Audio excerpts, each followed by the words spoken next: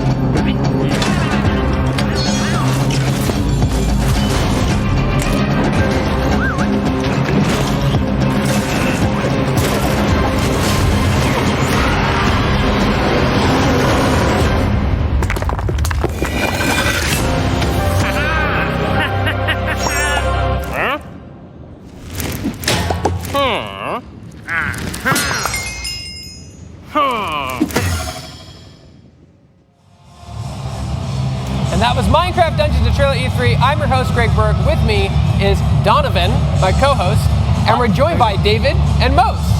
Guys, how you doing? So Minecraft Dungeons, talk a little about this game. So Minecraft Dungeons, it's an action-adventure game inspired by classic dungeon crawlers.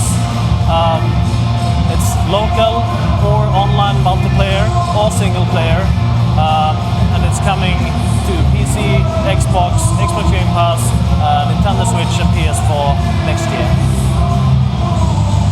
John, question? So I wanted to ask about this game because in the trailer we see characters called different modes inside by themselves. How different is the dynamic going to be if you choose to go alone to the dungeon or if you decide to squad up with the team? Sorry, can you repeat? There's this awesome rock music thing going on right now. So what's the experience going to be like if you choose to venture by yourself as opposed to with a team? How does that dynamic change? Right, good question. So obviously it's going to be fun to play all by yourself. But if you just play couch co-op and your buddy comes over, picks up a controller, jumps in, we sort of dynamically just scale up the difficulty. So we introduce more mobs and more tougher mobs as well. Okay. So it scales the challenge to what you're up against. And if someone leaves, we scale it down. So it should always be appropriate. So you'll never be too in over your head. If you decide to play by yourself, you're not going to be taking on missions that were designed for 4 people. No. So we scale it on the fly. So talk about, are there classes in the game? What kind of abilities are you going to be able to use? Are there mages, warriors, rogues? Talk a little bit about that. Right, so there's no classes in the game. So in keeping with how it works in Minecraft, we want you to be what you wear, essentially. So you'll find these cool weapons and armor and artifacts, and you equip those, and that's who you are, what your abilities are, and they synergize in interesting ways. So, for example, if you get a sword, that comes with a set of random enchantments. You can upgrade those. Say you get a thundering enchantment that gives you bigger AoE. And then artifacts, they sort of replace abilities that you have normally in these games. So you find these items and you put them in your hotbar, and those are your abilities. So what exactly kind of gear slots can we expect? Is it boots, gloves, helmet, weapons, offhand, double hand? So you have 6 gear slots. Melee weapon, armor, ranged weapon, and 3 slots for artifacts for abilities. And that means all players have access to melee and ranged combat at all times. And then depending on what armor you wear, that will shift you towards one archetype or the other. Don, back to you. So I love Minecraft. I play Minecraft all the time, to be honest with you. Yeah. Minecraft has a very diverse set of monsters and enemies that you can fight.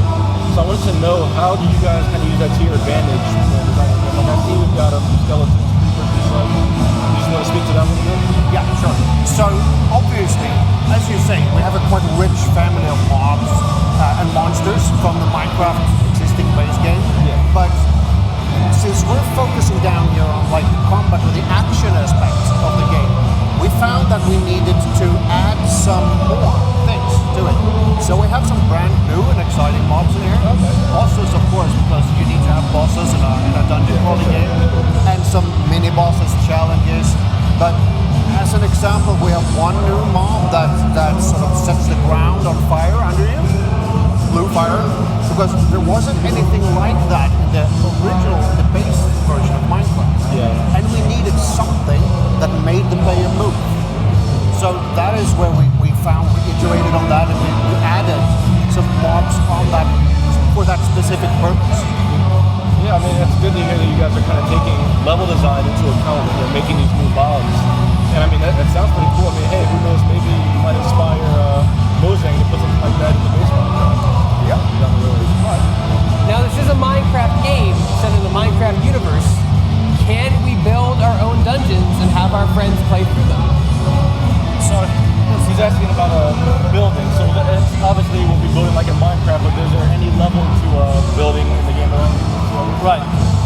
No, we're currently not planning to let you build your own dungeons. That's something we could maybe consider. So maybe not now, but sometime in the future. Possibly, perhaps. We don't know. Possibly perhaps.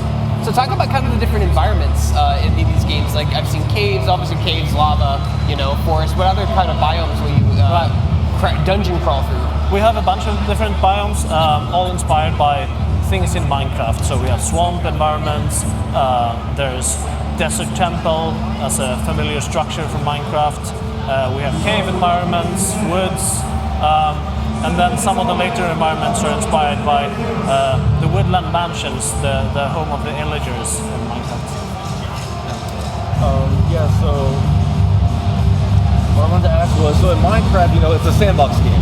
There's no really cohesive narrative going on that you play Minecraft. You kind of make that story for yourself. That's the charm. In Minecraft Dungeons, do you guys have a narrative that you're telling that's got a beginning, middle, and end? Or is it kind of just you're going on an adventure and you can kind of paint the picture how you want it? Right, so we actually do have a narrative. Okay. It's not deep, it's not complex. We don't want to make a heavy story-driven game. It's an action game, right? But yes, you have a main enemy, you have an antagonist. The evil arch-villagers capturing the villagers. And that's, you play as the hero. You are on this mission to defeat him and free the villagers. So it's not a linear narrative. You have a beginning and you have an end. But how you go there, you can do that in almost which sort of order that you want to. Yeah. There is some distinct, like you mentioned, the desert temple. Obviously, you need to find it first, right? So you need to go there, find it in the desert.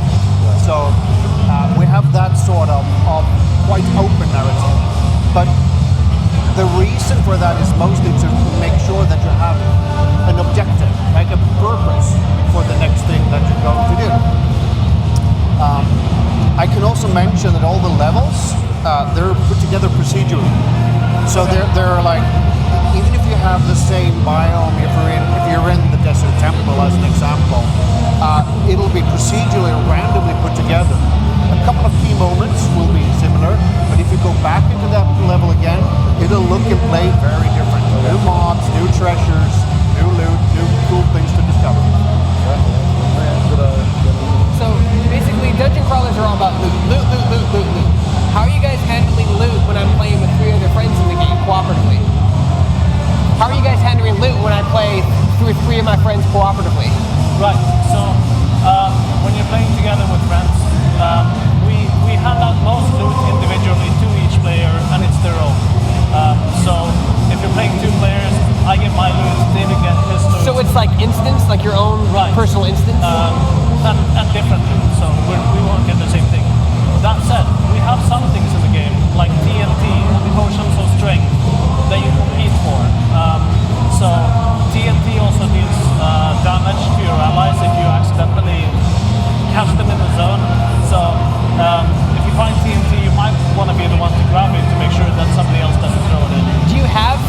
fire? Like, can I attack my? Is that an optional on and off mode? There's only friendly fire with TNT. Okay, but you control with TNT. You're telling me. Right. What's some of the difficulties when making a dungeon crawler in 2019? Sorry? What are some of the difficulties? Sorry, there's a band playing very loud across the house in here. sorry Very about loud. That's the music everyone's It's hearing. good music, right? But it's It is. really, I can really barely hear you loud. in this here, Right? but I'd like to test about it. What are some of the challenges when making a dungeon crawler in 2019? Well, obviously, there's a lot of history in this genre now. But in our particular case, the challenges, a lot of them have to do with how do we make it Minecraft? How do we make it feel Minecraft, be Minecraft? And that comes from making sure we pay proper respects to like the mob designs in Minecraft, make sure we have the familiar mobs, there are new mobs are in the same style, in the same vein.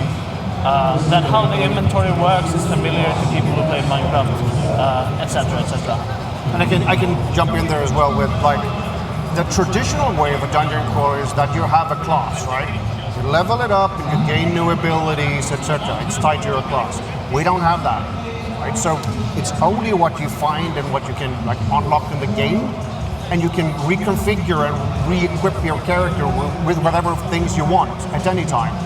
And we try to use that for our benefit as well. If you come up to a boss or an obstacle that you can't defeat, just re-equip, right? You can bring on, like, if you're, let's say that you have gear that's tailored towards doing ranged combat, focusing on the bow, and you can have artifacts and armor that boosts that. If that's a hard situation versus that boss, okay, so just slap on a heavy armor, bring up a sledgehammer, so you can like change, you customize your class a bit on the fly. And that's a challenge to get right, but it's fun. And that is really the core of what we want to accomplish, make it really fun.